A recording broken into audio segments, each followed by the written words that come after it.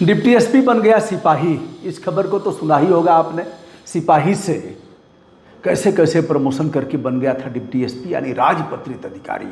Deputy SP, उसके ऊपर ASP होता है और एसपी के ऊपर जिले का कप्तान होता है, यानी आरक्षी अधीक्षक उसे कहेंगे, पुलिस अधीक्षक कहेंगे, पुलिस सुपरिंटेंडेंट कहेंगे, एसपी साहब, कप्तान साहब। तो कप्तान साहब यानी जैसे एसडीएम होते हैं तहसील में, वैसे ही क्षेत्राधिकारी होते हैं क्षेत्र में। तो वह पुलिस क्षेत्राधिकारी था। कौन सा ऐसा काम किया जिससे सिपाही बन गया? सिपाही से ही बना था डिप्टी एसपी। सिपाही से कैसे बना था? सिपाही यानी आरक्षी, यहाँ लिखा जाएगा उत्तर प्रदेश पुलिस, वर्दी लगाएगा, टोपी लगाएगा, और उसके ऊपर का एक पद होता है मुंशी होते हैं। मुंशी के बाद दीवान जी होते हैं। दीवान जी सफ़ेद फित्ती लगाते हैं, 3 फित्ती होती है, उसके पहले 1-2 फित्ती भी होती है। 3 फित्ती लगाएंगे तो प्रधान आरक्षी हो जाएंगे, उसके ऊपर स्टार चढ़ जाएगा, 2 स्टार माने उप निरीक्षक हो जाएंगे, चौकी इंचार्ज बना दिए जाएंगे, थानाध्यक्ष बना दिए जाएंगे। तो उसके बाद प्रमोशन होता है तो 3 स्टार लगता है पीतल की धातु का। अब वो कोतवाल साहब हो जाएंगे। कोतवाल साहब यानी इंस्पेक्टर हो जाएंगे, कोतवाली का चार्ज संभालेंगे। अब तो थाने पर भी इंस्पेक्टर रैंक के ही थाने हैं।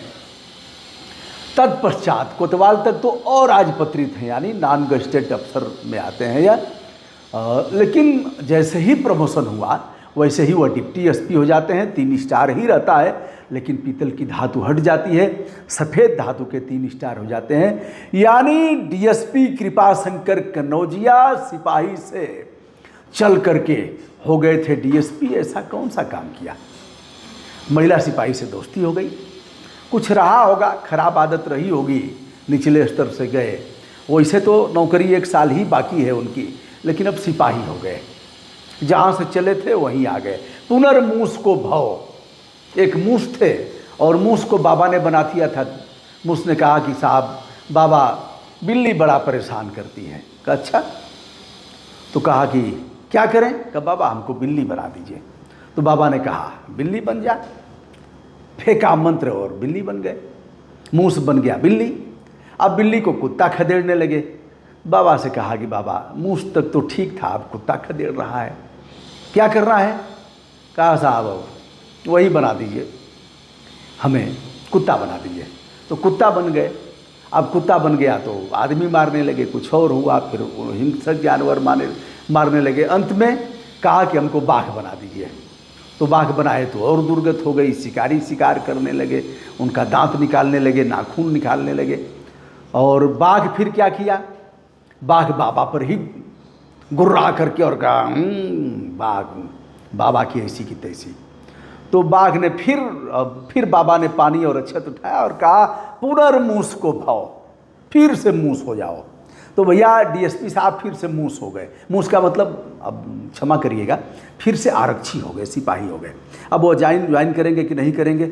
दोस्त क्या था, घर से निकले और छुट्टी लेकर के निकले, जैसे भी निकले होंगे, दोनों मोबाइल बंद था। तो पत्नी से कोई, विश्व का कोई व्यक्ति, देश का ही नहीं, पत्नी से कोई कुछ छुपा पाया है क्या? कोई नहीं छुपाएगा। पत्नियां तो जान ही जाएंगी। आप बड़े से बड़े डीएम और एसपी और तमाम बड़े बड़े अधिकारियों को, मंत्रियों को देखा है, जो पत्नियां निपट निरक्षर हैं, वो नाच नचाती हैं, जैसे चाहेंगे वैसे नचाएंगी, और ये नाचते हैं, ठुमक ठुमक करके नाचेंगे। पत्नी ने कहा कि तो मोबाइल बंद है इनका साहब का। अच्छा, पत्नी कैसी रही होंगी जब आरक्षी थे? तो शादी हुई, पत्नी जाहिर सी बात है कि पढ़ी लिखी नहीं रही होंगी, या बेचारे पढ़े लिखे थे, परीक्षा दे करके एसआई हुए, फिर विभागीय प्रमोशन हुआ, ऐसे प्रमोशन करके डीएसपी बन गए। तो पत्नी ने देखा कि तो दोनों मोबाइल बंद है। तो उन्होंने पुलिस कप्तान को फ़ोन किया कि साहब हमारे साहब का पता ही नहीं है और बड़ा ऐसे अपराधियों से लड़ते रहते थे, कोई अनहोनी हो गई है लग रहा है। तो कप्तान ने सर्विलांस पर लगवाया। सर्विलांस पर लगवाया तो पता लगा कि कानपुर के एक होटल में लोकेशन देखा जा रहा है। उस क्षेत्र का थानेदार जाता है और होटल पर देखता है, खुलवाता है, तो साहब उसी पर गर्म आ गए। दिमाग खराब है तुम्हारा, पता है मैं कौन हूँ? कहाँ साहब पता तो है, लेकिन कप्तान साहब ने आदेश दिया है कि आपका लोकेशन जाना जाए, आप कर क्या रहे हैं? बहरहाल सीसी कैमरे देखे गए तो साहब के साथ एक महिला जा रही है साथ में, और साहब ने अपने ही आईडी से होटल भी बुक कराया था। अब कसूर क्या है और साहब क्या सिपाही बनाए जा सकते हैं डिप्टी एसपी से? इस पर हम बात कर रहे हैं। तो महिला भी निकली है, भी निकले और फिर इसकी रिपोर्टिंग की गई। रिपोर्ट के बाद इन पर कार्रवाई हुई। पहले तो इन्हें निलंबित किया गया, लाइन में भेजा गया, निलंबन किया गया और बाद में अब 9 मन चले 2.5 कोस जांच चलते चलते चलते चलते यह हुआ कि इसने इस प्रकार की चरित्रहीनता का प्रकटीकरण किया है जो क्षमा योग्य नहीं है।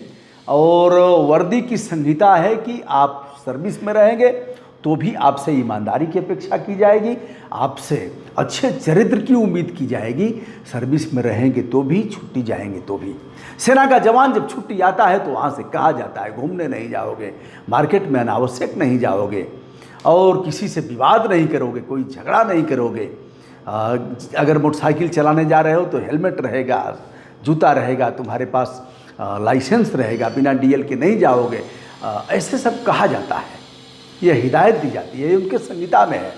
तो साहब एक ऐसे विभाग के हैं जो अनुशासन प्रिय विभाग है और जिस पर लोगों की निगाहें हैं, तो साहब ने जिस तरह के चरित्रहीनता किया।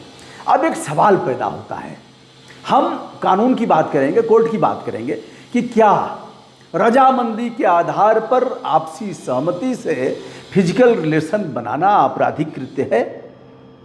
यदि दोनों की सहमति है तो क्या फिजिकल रिलेशन बनाया जा सकता है? यदि फिजिकल रिलेशन दोनों की सहमति से बन गया और पुलिस ने अरेस्ट कर लिया तो क्या हमारे ऊपर सुसंगत धाराओं में वो अभियोग पंजीकृत करके हमें जेल भेजेगी? या फिर यह कहेगी कि चलो यार दोनों की रजामंदी है तो हम क्या कर सकते हैं, दोनों राजी तो क्या करेगा काजी से अभिप्राय कोतवाल को मान लीजिए। तो वह एक महिला आरक्षी थी जिसके साथ इनका संबंध था और दोनों होटल में गए, होटल में पकड़े गए। दोनों की रजामंदी थी, महिला आरक्षी की और इनकी भी। संभवतः यह ड्यूटी पीरियड में नहीं थे, ड्यूटी पीरियड में रहे या नहीं रहे, इनसे अच्छे आचरण की उम्मीद की जाएगी। अब यह पकड़े गए, रंगे हाथ पकड़े गए डीएसपी साहब और जांच चलते चलते 2021 से लेके अब तक, अब बेचारे चले गए, कई साल इनकी नौकरी है। अब डीएसपी साहब अगर कानूनी आधार माना जाए तो डीएसपी साहब इस प्रकार के जो फिजिकल रिलेशन स्थापित किए यह बड़े अपराध की श्रेणी में नहीं आता है, बल्कि वर्दी की संहिता जो है उसके आधार पर उन्होंने अच्छा काम नहीं किया है। लेकिन महिला आरक्षी ने भी कोई आपत्ति नहीं किया जिसके साथ इनके संबंध थे और इनकी पत्नी ने भी कोई इस तरह का मुकदमा नहीं किया।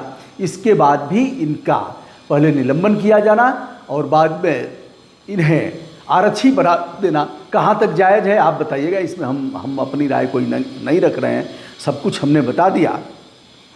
ज्योति मौर्य और आलोक की बात अगर इस वीडियो में संदर्भ उसका ग्रहण करें तो ज्योति मौर्य पीसीएस अधिकारी एसडीएम थी और आलोक उसका पति सफाई कर्मचारी।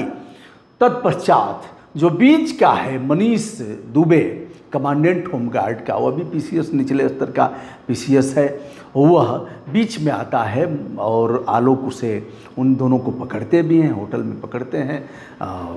आपत्तिजनक स्थिति में बताया जाता है जो भी हो। तो निलंबन हुआ मनीष दुबे का, ज्योति मौर्य का अभी तक कुछ नहीं हुआ है। वह अब सुलह समझौता भी हो गया है, बताया जाता है कि केस वापस ले लिया गया है। ऐसे में रजामंदी के आधार पर ज्योति मौर्य और कमांडेंट मनीष के जो संबंध थे इस आधार पर तो कुछ नहीं बिगड़ पाया।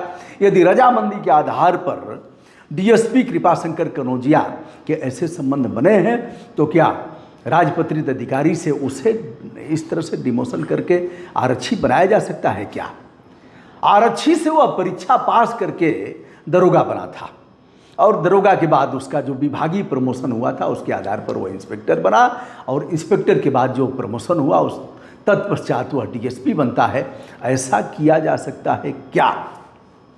यदि ऐसा किया जा सकता है तो डिप्टी एसपी शैलेंद्र सिंह को एसएसपी और डीआईजी क्यों नहीं बनाया जा सकता?